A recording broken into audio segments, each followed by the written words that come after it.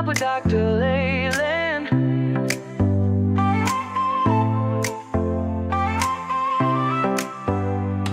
Step into the future, the world is waiting now. Dreams are in the making, we'll show you how. From the books to the screen, from the stage to the stars. Level up your game, let's raise the bar. Innovation, inspiration, it's in our DNA. Breaking through the limits, we're paving the way. Level up, reach the sky, take the lead, don't be shy. Your story's worth it, your light will shine. At Level Up Academy, it's your time.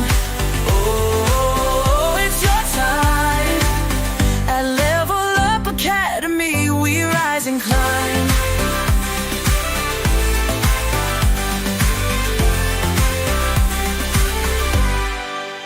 Empowered in your passion, your voice will be heard. Building a legacy with every word. From podcasts to pages, from business to art. Level Up's the place where it all can start.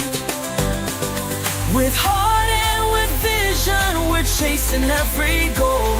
Together we'll ignite the fire in your soul. Level up, reach the sky, take the lead, don't be shy. Your story's worth it, your light will shine. At Level Up Academy, it's your time. Oh, it's your time. At Level Up Academy, we rise and climb. Ooh, ooh, ooh. Oh, we're trailblazing, breaking through the mold. Dreams are alive, let your story unfold. With courage and pride, we'll take the fight. At Level Up, we own the night. Level up, reach the sky, take the lead, don't be shy. Your story's worth it, your light will shine. At Level Up Academy, it's your time. Oh, it's your time. At Level Up Academy, we rise and climb. So let's level up and never look back. On the road to greatness, we're on the right track. Together we'll soar, together we'll thrive. At Level Up Academy, we're alive.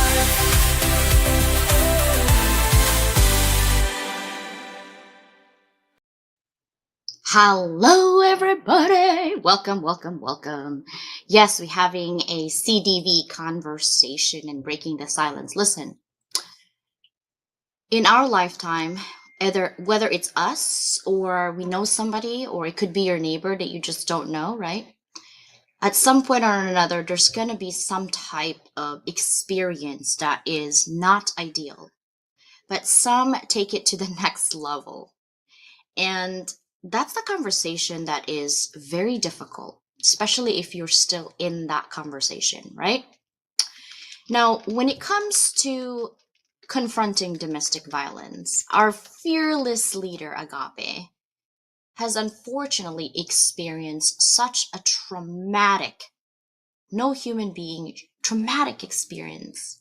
But instead of turning her pain into pain and more pain, not that she's not suffering, I'm sure she is, in many ways, more than one, but she turned her pain into purpose to inspire us, to remind us that, hey, it's not okay to be in pain. It's okay to not be okay.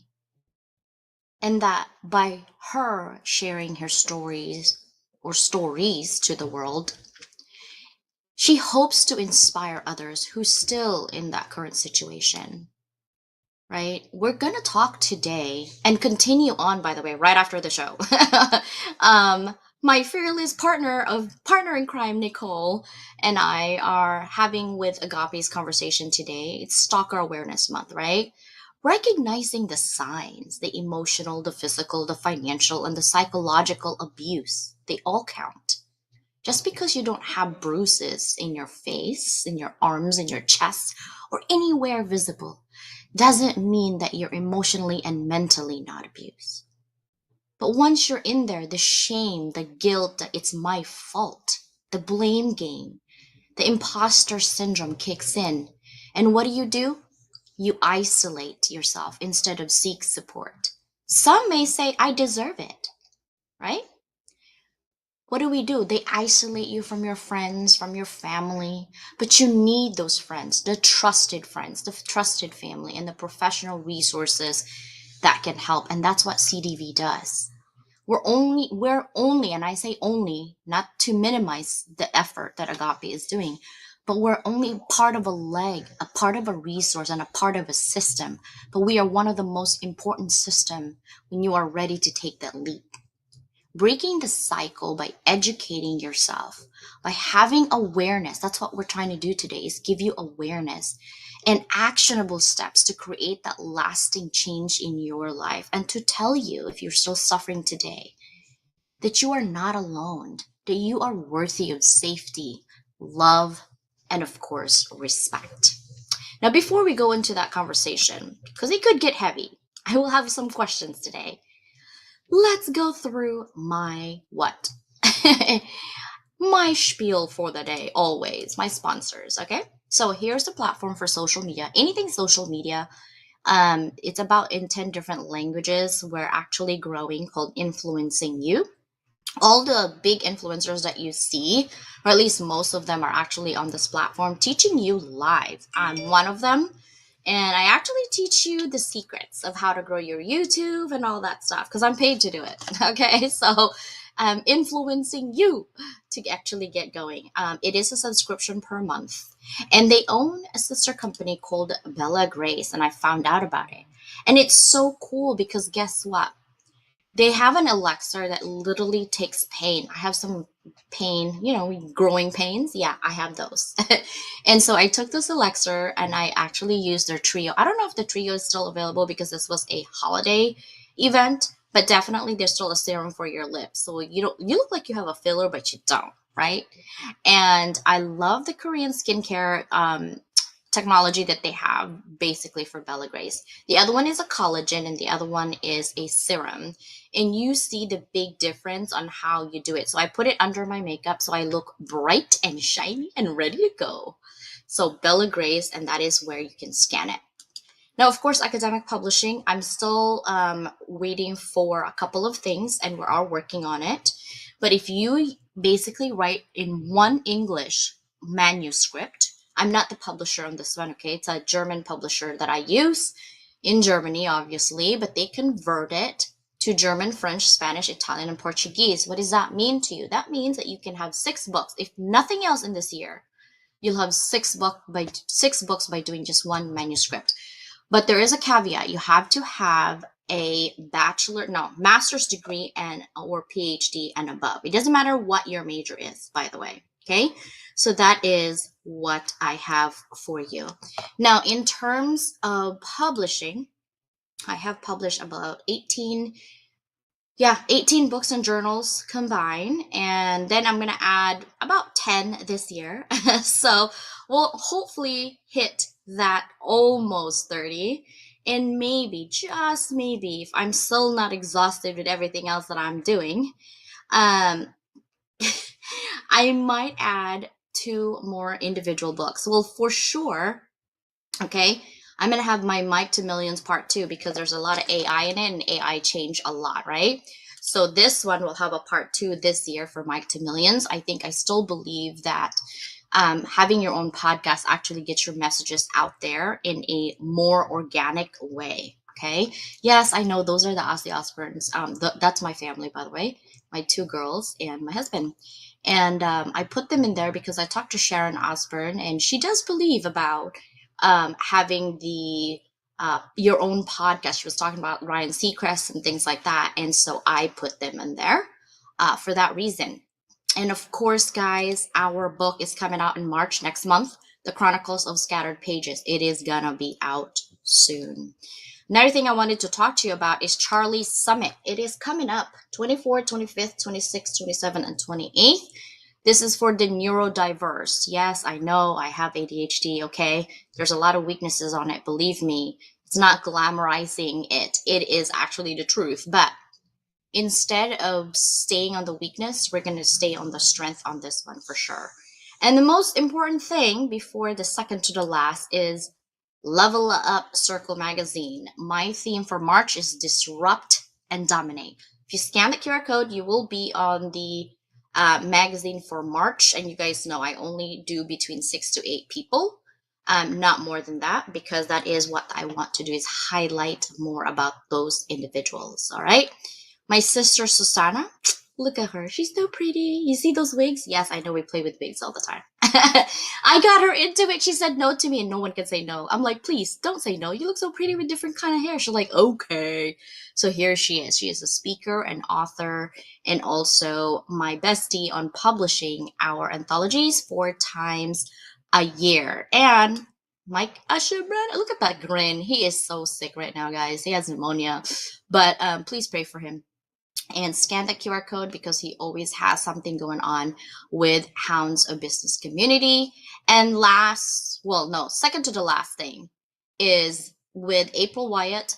This coming, well, no, it is on the 20th, so 22nd. So next weekend, we're having a retreat, and I cannot wait. I'm hoping I'll feel better in 2 weeks. I'm sure I'll be better in 2 weeks.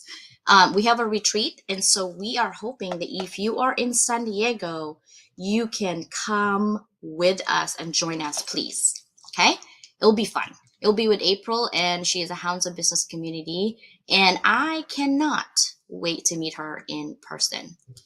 But this is what we're talking about today, guys. Are you guys ready to see Agape and Nicole? I hope so. I made it, yay, 3 minutes early than I normally would. But this QR code, I'm going to leave it for a couple seconds because that is the registration. And we will have a Zoom. This is a Zoom, not a live event that you can watch live. This is a Zoom event. It is live. Nicole and I were going to be there right after the show. And basically, if you don't feel comfortable turning in your camera, it's okay, right? We're just having an awareness conversation and see and tell you that this is a safe space for you to have that conversation. All right? Are you guys ready? I gotta make my entrance. Yes. You guys ready?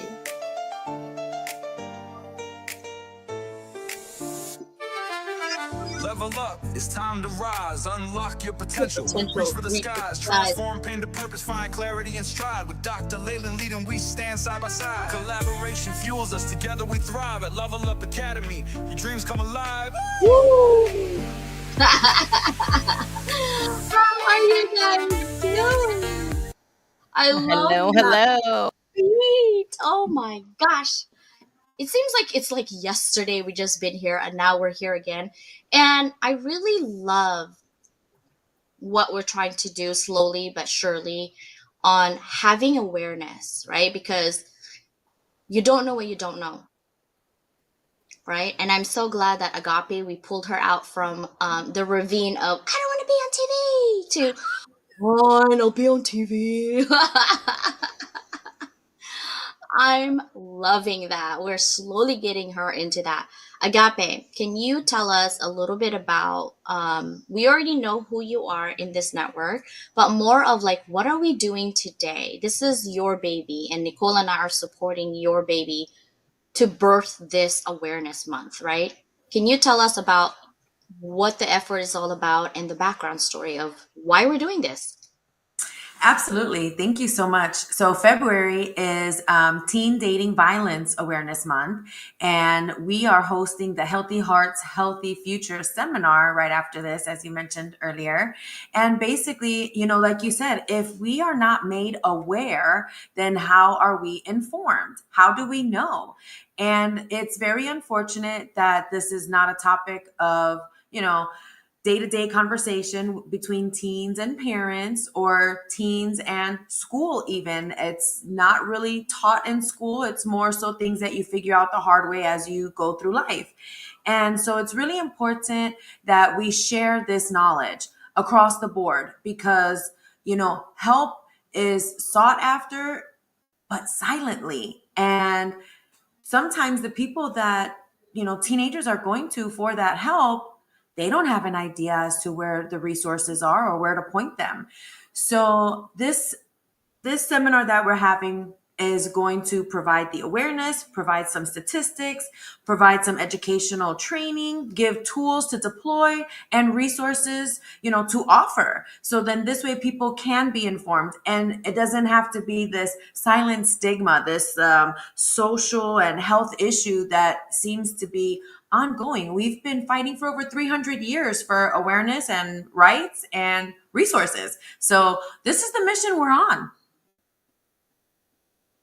And Nicole, why are you helping this mission? Well, so glad to be here with you gals today. I mean, this is so important, and you're sharing your live platform with us. So thank you so much, CJ. But really, this is really near and dear to my heart. It's something that I grew up in a domestic violence household.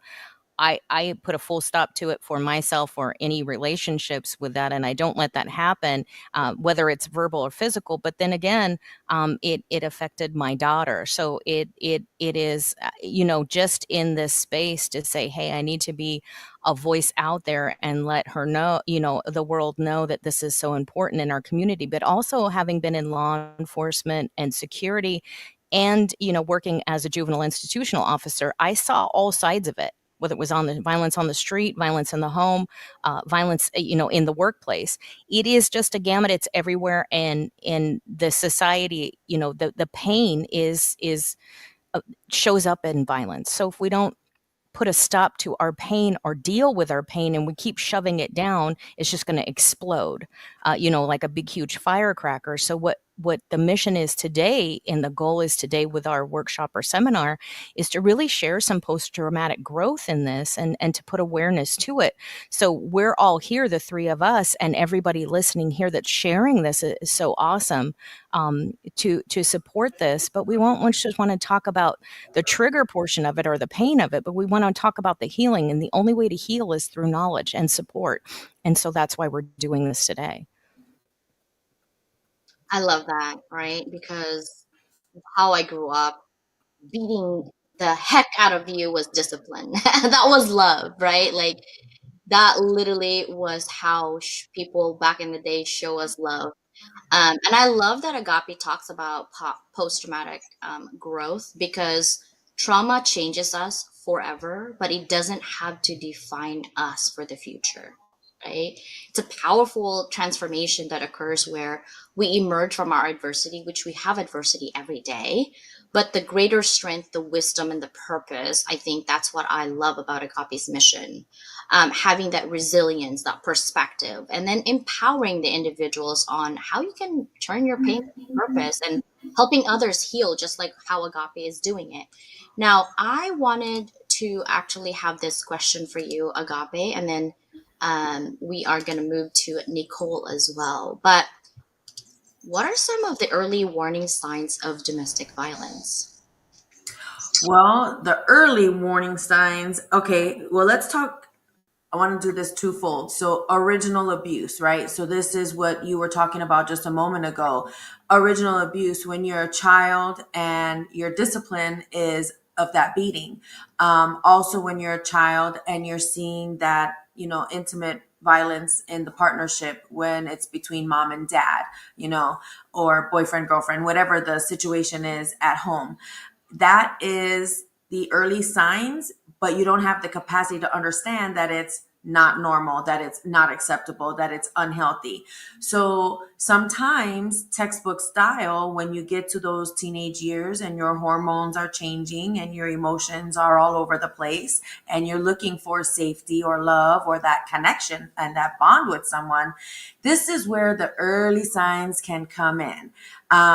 First of all, if you're feeling more sad than you are happy because of how somebody you care about is making you feel, that's already an early sign. That's an unhealthy relationship. Okay. And when I say relationship, I'm just going to use ship in general, because it can be a kinship, a stewardship, a relationship, a friendship. It can be any kind of ship. And so those early signs, Stalking is definitely one of them. And stalking can come in all forms. Are they stalking you online? Is it a social media stalk? Is it, following you around school? Is it asking you so many questions? Where were you? Why didn't you pick up the phone? I want your location. Give me your passwords. These are all very early signs that you can pick up on. What I like to kind of put out there is, if you take a moment and watch how the individual treats their other friends, their sisters, their parents, things of that nature. How are they if they're in sports? Do they lose their temper quickly? Are they constantly, bickering or in other arguments, around them? These are signs that you can see before you even get into that ship. You can just see how they are as a character.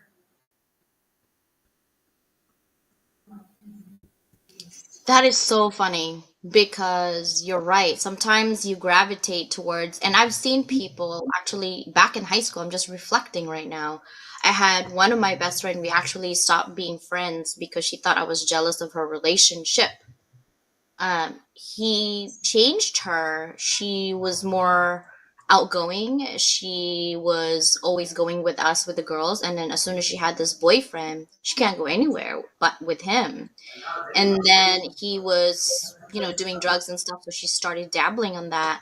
And then when I told her, like, you need to reflect on yourself, like your future, but this is high school, okay? So she's like, oh my god, you're jealous you don't have a boyfriend. I'm like, girl, I do not want boys right now.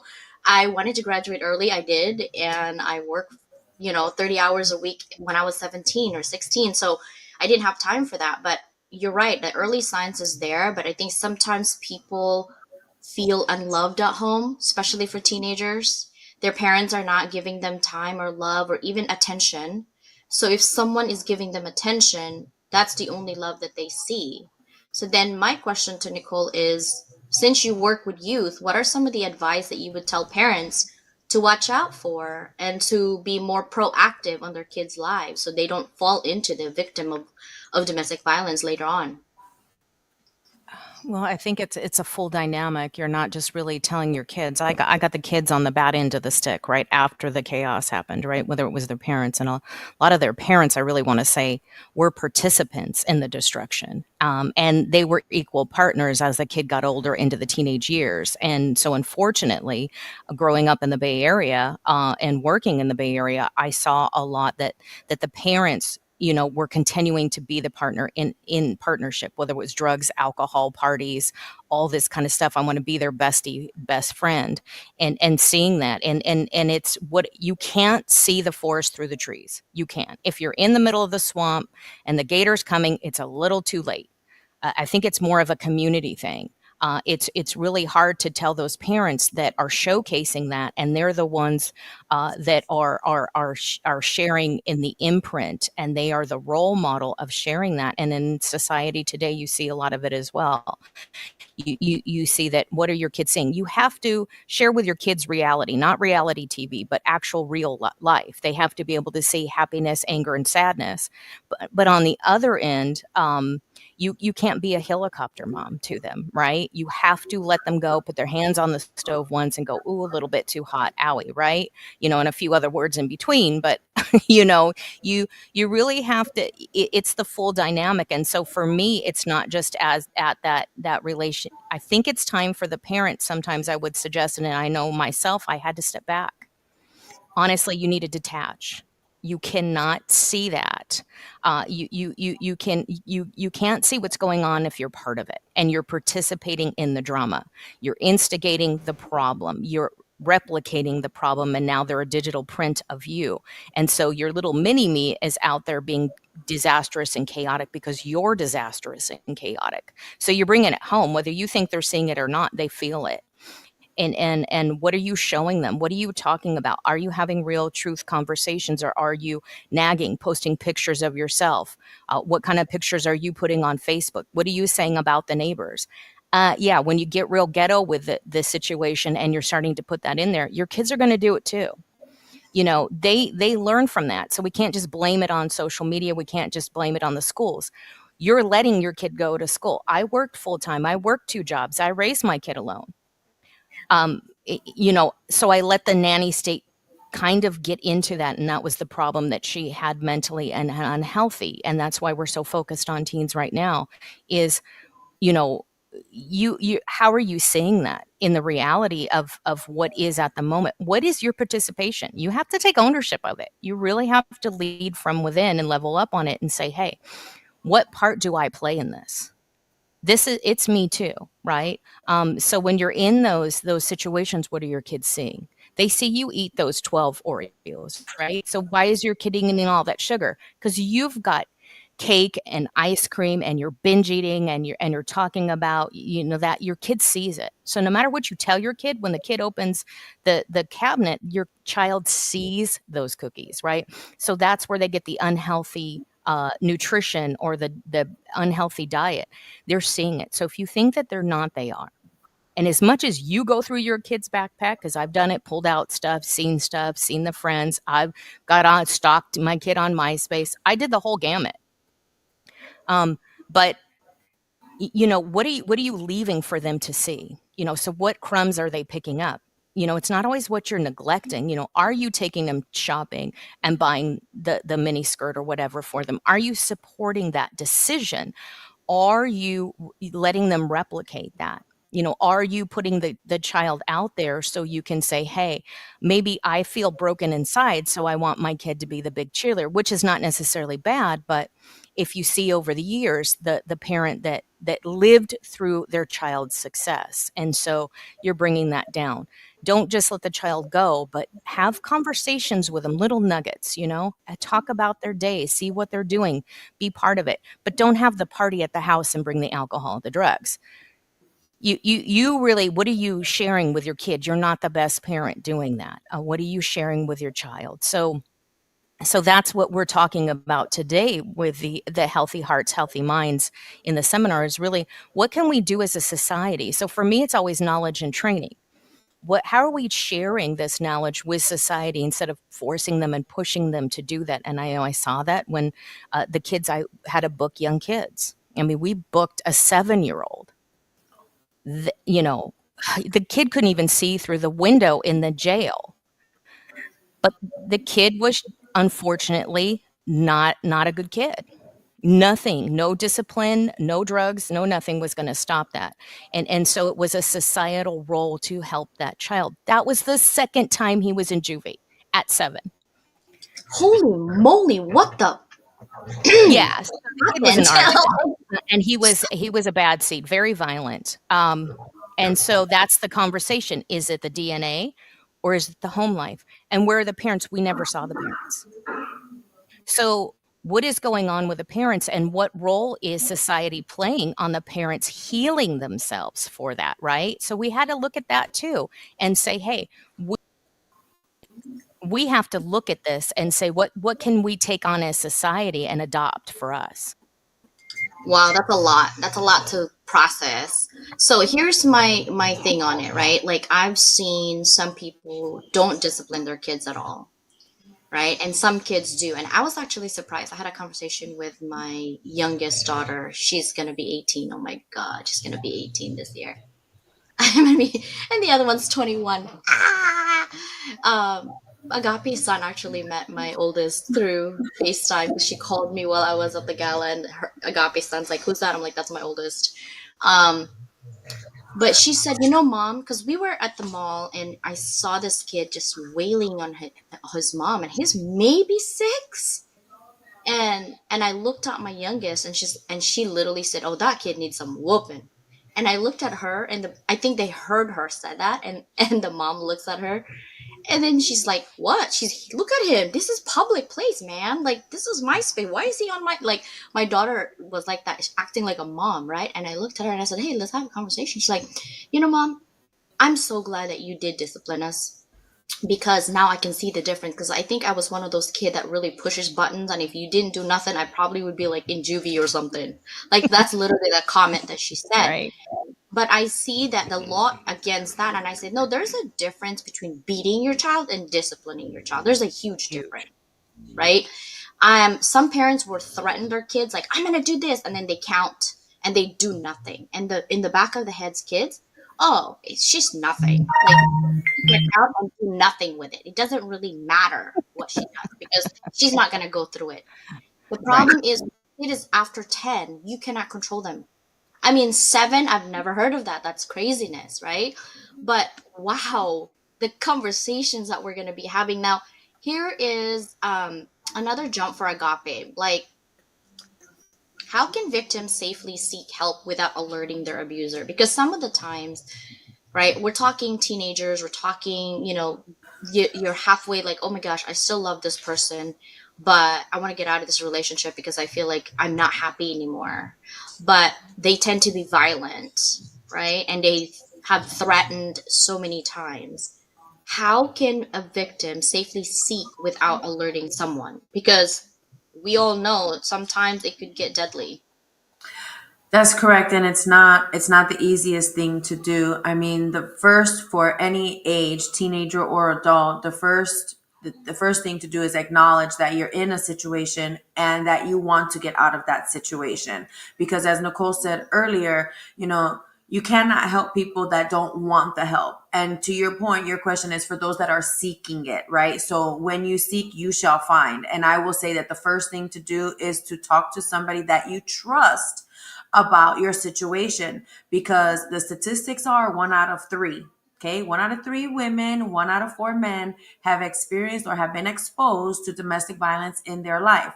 So, more than likely, if you're a teen and you're talking to an adult, they will more than likely have some resources and guidance to offer you. And when you are seeking that help, be very clear on what it is. This is my situation. This is what I need. Because sometimes you can just be sharing your story, and the recipient is listening, but they're still trying to figure out, okay, you're sharing what's happening mentally, emotionally, but what is it that you need? So if it is to get out of the relationship, I mean, as teenager, you're probably not living with them. You're still at home with your parents, or, you have roommates or something of that nature. It all depends on the age. But, there are different websites that you can go to, like Love is Respect, Teen Voices. These are organizations that are really specific and tailored towards teenagers. What I can say is that 1 in 12 high school students have reported experiencing physical or sexual violence while they were dating as teenager, but they did not recognize it until they were in their senior year or first year in college, because they were able to reflect back and say, oh my gosh, that's what it was. So, again, going back to the awareness, when you can identify what is an unhealthy relationship, what is a jealous relationship, what is a possessive relationship, then you can start understanding, okay, this is unhealthy and I need to exit quickly and just cut off the ties. It gets a little bit different as, you get older as an adult, when you're living with the individual or married to the individual or have children with the individual. And the other unfortunate part is that you're really not seeking the help until you need the help. So again, bringing this awareness out there and understanding where you can go for these resources is really the biggest step after you have that moment of acknowledging you need to go.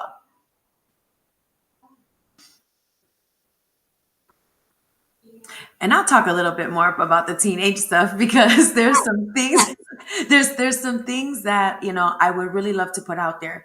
Right now, teenagers are being influenced with these pictures. Take a nude picture of yourself. Take this part of your body. Take this picture. Take this picture. Those pictures are being used to manipulate, instill fear, and basically control the other party. So if you want to leave and your partner doesn't want you to leave, and they're this, controlling individual, possessive individual, they're going to use that picture to threaten you. And you're going to feel ashamed, embarrassed. You're going to be driven by fear. And so some of the things that you're being asked to do, to your point earlier, we can only control ourselves. And as teenagers, we're going to do our own thing based on how we're feeling or what we're looking for. Just because somebody is asking you for something and you like them or you love them or you're crushing on them or you want to make them happy, understand what your boundaries are for self-respect, because these are things, like I said earlier, can be used as tools and weaponized against you. And if that's something that you never want to even think about experiencing in your life, then don't allow anybody to have that power and control over you to do that to you. Don't send the picture if you don't want to be, if you don't want that picture to be passed around or weaponized in the future. And that's like, I love starting there, because that is one of the biggest things that these teenagers are doing right now. And for parents, like Nicole was saying earlier, talking to the child, I think that the best time to talk to a teenager is in the car. They can't go anywhere. you know and ask them to put the phone down, and just, instead of drilling or trying to get into their personal business, is like what they're gonna call it. Just, when I was your age, I had a friend that was in an abusive relationship. This is what it looked like. However you talk to your kid, however you open up their thought process, whatever is going to get the message across to them, is the way that you approach it. It can be third party, fourth party. Oh, you know what, my friend has a kid that's dealing with this, what would you do? I call it sticky situations. I would like to give advice, can you help me with that advice? Seeking out their help for some third party, but really everything you're doing is instilling thoughts in their mind and planting seeds for them as they go and water their own garden when they go to school and after school and do these extracurricular activities. Now, if you're a parent that, looks at your kids' apps or looks at your kids' text, I have some things for you. KPC. Those three letters, it's an acronym, KPC, which means keep parents clueless. So if you're seeing that, then you know what's up, and then you can ask about it. There's a CD9. This one, I have no idea why it's CD9, but CD9 means parents are watching. And if it's just 9, that means they're no longer watching. Okay. So there are certain acronyms now that the teenagers are using to communicate, so that, us, we would never know what the heck they're saying. It's just all of these like ebonics or things that we have no idea what they're even trying to say, but it's coded. It's coded words, like coded phrases. So, as a parent, of a teenager, more than likely your kids are staying up all night long on social media, scrolling through this and scrolling through that. It's hard to, and I've learned this firsthand. I can turn off or take devices away, but you know what? Somebody at school has an old device that they're not using, and they're just going to give it to the friend.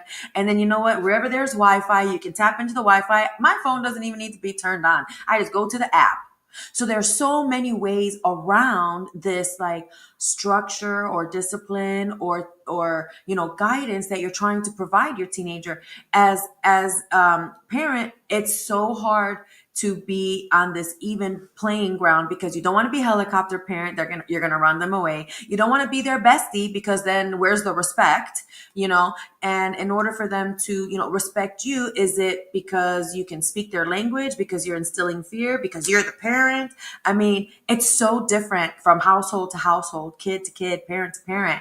It's just more so being able to provide the awareness, so that sometime in their life, if something happens, the light bulb is going to go off and say, oh my gosh, I can't believe we were just going to the grocery store and my mom said something to me about that, and now I understand.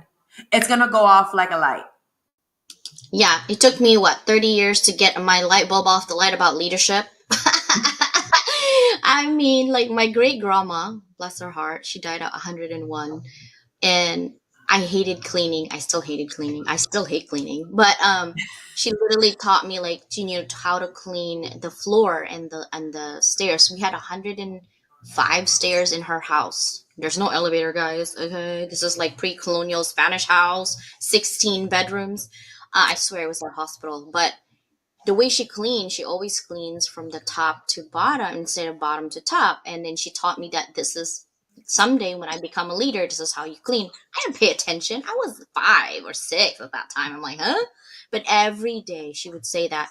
And now I see like the bad seeds and the how the, the steering is the leader has to go, not the people necessarily, right? And so, yeah, and sometimes it does that, light bulb light up. So first of all, thank you guys so much for LinkedIn. So if you are on LinkedIn commenting, the the TV show itself does not recognize your comments. So I'm trying to reply to you to go to our YouTube channel, because our YouTube will allow your comments to show if you want it to be on Apple, Roku, Amazon, wherever at Google Play that we're on this TV live right now. So I just want you to say thank you to Caleb, Charles, thank you. And that's a fearless leader for the summit as well. And I know Nicole has a summit as well on March 13th. And so we have a lot of summits going on, because guess what? We're all trying to help each other in our community. There's 8 billion people. We have more than enough space for everybody. That's why I always support everybody and what they're doing. So before we end this TV today, I wanted to kind of end, but like continue the conversation after this, because we're going to go to that, is how can friends and family support someone in an abusive situation? Because sometimes it's not just the money, it's not just a talk. And here's what I've noticed too, and I try to be a good friend by doing it this way. First of all, I was a helicopter mom, especially with my oldest. I know all of her friends, and if you're 1 minute late, you will get embarrassed. I will scream. My kids also were scared of us more than any cops, really, because we're like, if you say a lie, you will sit in that chapel in the middle of your classmates and apologize to the whole entire school. That was our goal. And they never did, thank goodness. But if they did, that's what's going to happen. And when we say what we're going to do, we're going to do. One of my oldest, she was what, 14, 15? She did something horrible and then backtalk her dad. So we took her phone for a year. She thought she was going to die. She did go in depression, for quite honestly, for 2 months. And then that's when she found music to kind of get her emotions out there. And then that's when we supported her music to go to Apple and all that. But sometimes it's really hard to be a parent today. We're not telling you that what we're saying is something new. What we're saying is actually something that works for us. It could work for you, but we don't know, because each family's dynamics is different. What I did with my kids that I really love is the intentional positivity. Here's what I'm saying. So if you have a teenager or maybe a young child, 5 or 6 in kindergarten, what I did is I always say, okay, when I picked them up, I said, okay, who did you help today? And my kids are like, huh? I'm like, well, you have to help at least one friend today, and then tell me when you come home, who did you help today and how? And every day they were so excited to help one friend or 2 friends tell me in the car line pickup, Mom, I helped so and so today. I'm like, how did you help them? Oh, they needed 10 cents. I'm thinking, okay, you had 10 cents. Oh, where did you get the 10 cents? I didn't give you cash. Like, I don't even want to know where you got the 10 cents. Oh, it's in the chapel. I'm like, okay, did it. But that intentional um, questioning about like who did you help today and how actually helped my kids be kind. And my youngest, she's like the mom of the group is what they call her. And she's my psychologist, my psychotherapist. She's so smart, it's not even funny. She's smarter than my psychiatrist, literally. Because she was raised where I let off the foot a little bit. My oldest, she was definitely a helicopter kid, right? My youngest, not so much. You can't control this one. It's a wild child. But the fact that she says she needed discipline, and thank God she got discipline, lets me know that she's in the right path. She might stray a little bit here and there, but she's on the right path. Now, Nicole, can we actually end strong today and really talk about how can we help educate? Because I know that you're also doing something for your summit to help CDV, right? And I'm going to do something to help CDV. We're all trying to help CDV because we believe in the mission of Agape, because it's more than her mission. It's the world's mission that should be actually attacked from that perspective. And she's kind enough to give her time. How can we continue the conversation? Well, I think one way we can continue the conversation today is to meet us in Zoom and to be part of the Healthy Hearts, Healthy Minds seminar experience, and know that we're a community and we're human. So it's okay to pivot and change. But also the other thing, and thank you for putting that up. It is today at 10:30 Pacific time. And just know that we are a community and we grow by connecting to one another and working with one another, and actually truly moving the scale into the positivity, not the rose colored glasses, but really sharing true positivity, like you were highlighting there, CJ, and saying, who did you help today? How did you help them? And really finding out what that was that they actually did, because they were taking action. And when you talk about manifest in abundance, you take action and you're a good leader. And that's how you change your heart, your mind, and your soul. And so that's part of this. And all the summits I do are now really wrapped around that cause, to say that people, just by being part of the summit, proceeds go to confronting domestic violence. And we're not just talking about it. We're not just here. We're here to help. We're here to support, and we're here to take part in the community and really change the dynamic. And we do that by having conversations. Agape, what's your message? Oh my gosh, my message is another hour long. No. I mean, the message is just very clear as it relates to domestic violence in total. There is, the original abuse that we talked about earlier. There's that teen dating violence abuse that we talked about later in life. There's that double abuse, when you're going to people and they're using that as a weapon, or they just don't help or can't help. And at the end of the day, what it boils down to is speaking up.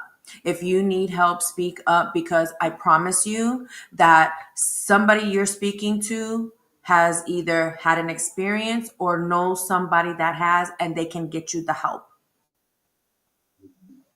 Nicole, do we start at 10 or 10:30? That's what, Actually, we did change that. Thank you. And I realize it. I'm just going with it, right? We get on screen. But thank you, Susanna. You're so amazing. That's intelligent mind work in there. She's my So sister that's why for we a love her, reason. right? And it is 10. We do open the doors at 10. It is a Zoom link, so you just have to register. But come in. We have speakers, we have pamphlets, we have PDFs that we're giving away, but it is conversation. So we are opening the door. CJ is going to talk. Agape is going to talk. I have something in the virtual reality space that we can go into, and share that we are here in real time, and we are here in the moving to the future of how we can help and get ahead of this instead of trying to chase it down. Yes, Yeah. absolutely. Yes. Yes, because they are our future, and they are the ones that will break that generational trauma and bad habits or unhealthy relationships. A lot of the kids today are more aware and equipped than we were. Okay, mental health was not a thing back then. Emotional intelligence wasn't a thing back then, and now and today it is. And they are very outspoken. They can be very outspoken, and they're the ones that are making the changes and the waves in the future. So anybody who wants to get involved and jump on the bandwagon to help bring this awareness and help bring the resources to light and at the tabletop. I mean, that's what's needed, because the social stigma behind it has got to go. Yeah, yeah. And I will be telling you guys actually some of the parental control apps to monitor your kids' phones out there. I know, helicopter mom here. I'm going to tell you exactly which apps is out there for you guys to see, which apps that you actually need to watch out for. Stalker Haven. I found it interesting that people hasn't caught on to it. And also which app right now is out there that's available for your kids or your wives or husbands, I guess, that's encrypted, meaning that it just the message is there and then poof, it's gone. Nobody can figure out where the messages went. Some government officials use it as well, so I'll be talking about that as well today on here with Agape and Nicole. So if you come in, and maybe I'm feeling generous today, depending on how many people there, I might give one slot for my Disrupt and Dominate magazine today for a giveaway. We'll see how I feel about that. But if you are coming, so we will see you then. It's going to come up soon, actually, in like 10 minutes. So we do have to end this so we can be on there. But we will see you guys. We love you. And this is not the end. This is not one of those conversations. We're going to have monthly conversations about it, whether we have one person that we help, that's more than one soul that we help, or could be 100 people. Doesn't matter. We got to start somewhere. And that one person could actually have a ripple effect of tens of thousands, right? We just don't know. So we're always going to be there for you, and we're always going to have this conversation. Sometimes they might be uncomfortable or something new, but it's necessary. That's all I got to say on that one, Yes. right? Yes. Thank Nicole, how long is the event? it's about 90 minutes to 2 hours. So we're looking at about 2 hours. So the last after the last speaker speaks, if we're opening the room for some networking and some Q&A, definitely, and throughout. So we'll be there. If you can't make it immediately, then come later, and it will be recorded so we can put some information out there and people can watch it on their own time. Yes. But again, if you don't want your video on there, you can certainly come in and just listen, because we do value your privacy too as well. And if you just want to listen in, right? Why not? It's like a lecture hall without you seeing, like, ooh, who's in the room? Nobody knows. Bye, guys. We love you so much. And we will see you in what, 10 minutes or so? Yeah. Yeah, All right. absolutely. Thank you. Bye, everybody.